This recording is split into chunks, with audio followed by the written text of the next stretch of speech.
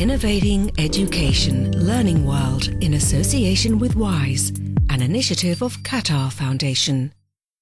Over the years, Learning World has featured stories about inspiring people who are ready to overcome massive challenges in order to get an education. We revisit some of them now to see how they are getting on. Do you remember our report from Colombia about the students whose journey to school included using a hazardous zip line? Well, we went back to see if they have a school closer to home now, or at least a cable car to make the journey safer. It's a journey to school like no other. 4 years ago, Learning World travelled to the remote hamlet of Los Pinos in Colombia. There, a handful of children have to use a precarious zip line to get to school in a village on the other side of a deep canyon. Despite years of campaigning for a solution, the cable is still there. The preferred option for local people would be for the hamlet to have its own teacher, or at least a cable car to replace the hazardous zip line. Today, Los Pinos has a school but no teacher, and for a year the children have had no lessons at all. I don't want to go on without studying. I want to learn reading, writing, lots of things.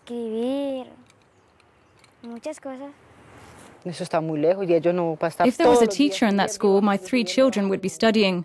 I don't want them to stay like this. But look, the school is closed, so I would have to send them to the other school. No, it's too far. We've tried everything to make them send us a teacher, but they haven't done it. We sent all the papers, the mayor's wife came here. They were going to open it, but the year is ending and they haven't opened it. I have children that I had to send away over to the other side because there's no schooling here. If there was a teacher, they would be learning. It would be better if they'd open the school for these children, for the future of these children. Administrative and funding problems mean this perfectly functional classroom is empty. The local authority runs schools in 14 hamlets across the region. It provides teaching staff where there's sufficient numbers to justify it.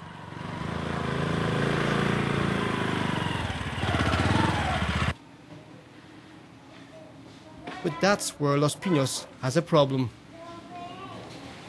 In Los Pinos, there are no more than 8 or 9 children.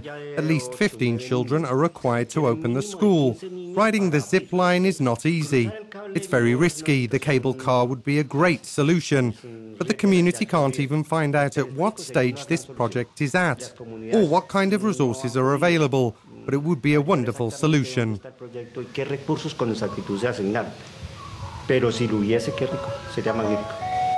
4 years ago, it all became too much for Rosalba, and she decided to move her family to Casa de Ceja to be nearer the school.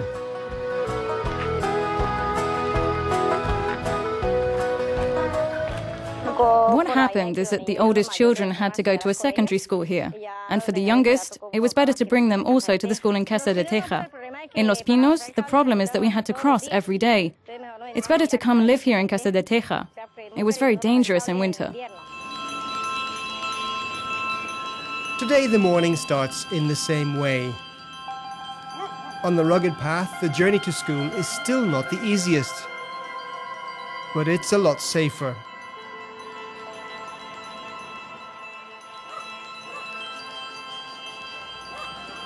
After a 20-minute walk, they arrive at their class, joining 8 other pupils. Rosalba wants to return to her hamlet one day, but only when her kids would no longer have to use the zip line.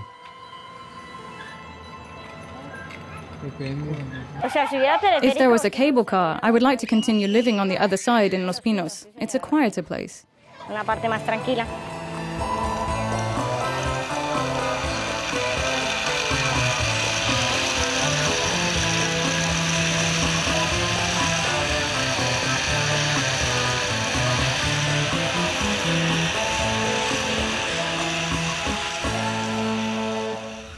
In one of our episodes on women, we met Somali's Suad Sharif, who was fighting for education rights in a community where girls are forced into early marriage. Having convinced her father to let her get an education, Suad became a teacher herself in the refugee camp in Kenya, where she had fled with her family during the civil war in Somalia.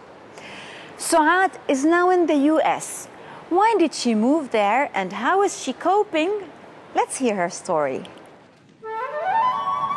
In 2013, Suad was a Somali immigrant teacher in the Kukama refugee camp in Kenya. There she was the head teacher of a school for 3,000 students. But her eyes were on another prize.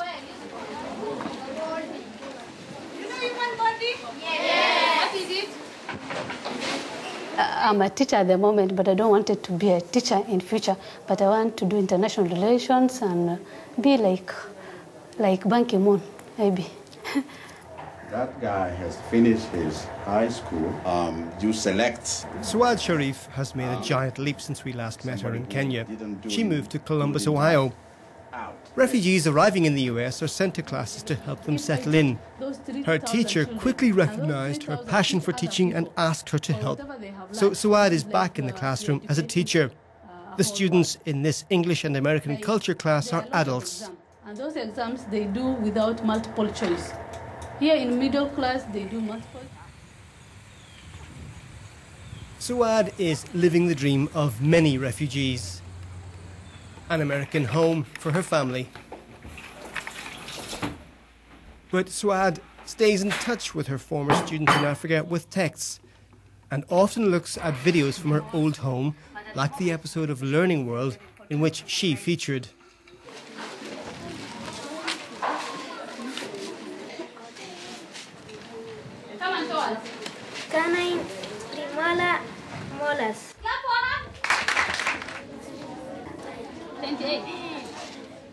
I really come from a long way. It is not even a very long way. The first time I started school, I learned under the shade, just a tree. There was no blackboard, there was no anything. It was under a tree. So I started my ABCD as in under the tree. And today, I thank God because I'm under a very big house. This is my resume. Suad regularly meets with a social worker who helps her look for work and figure out how to continue her education.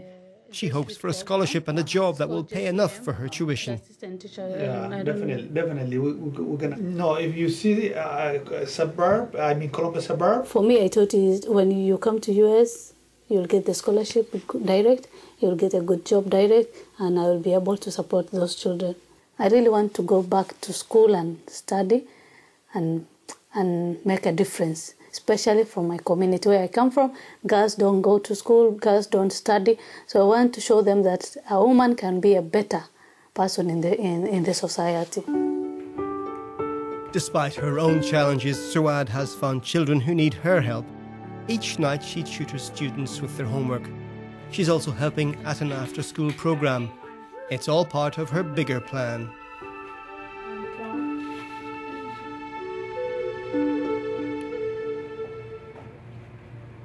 Everyone who comes to this country, whether you're a refugee or any other kind of migrant, you're expecting this to be the land of opportunity, the roads are paved in gold, and everything is going to be easy.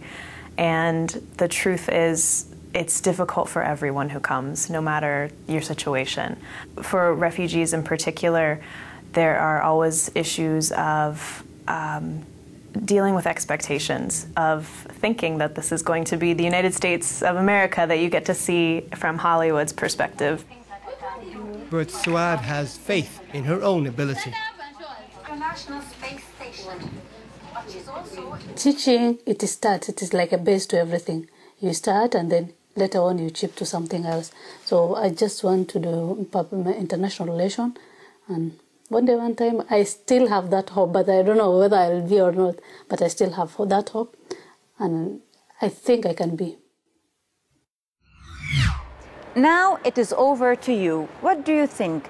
Do you know any other inspiring people when it comes to the world of education? Do get in touch via our social media pages. Goodbye from all the team. Learning World in association with WISE, an initiative of Qatar Foundation.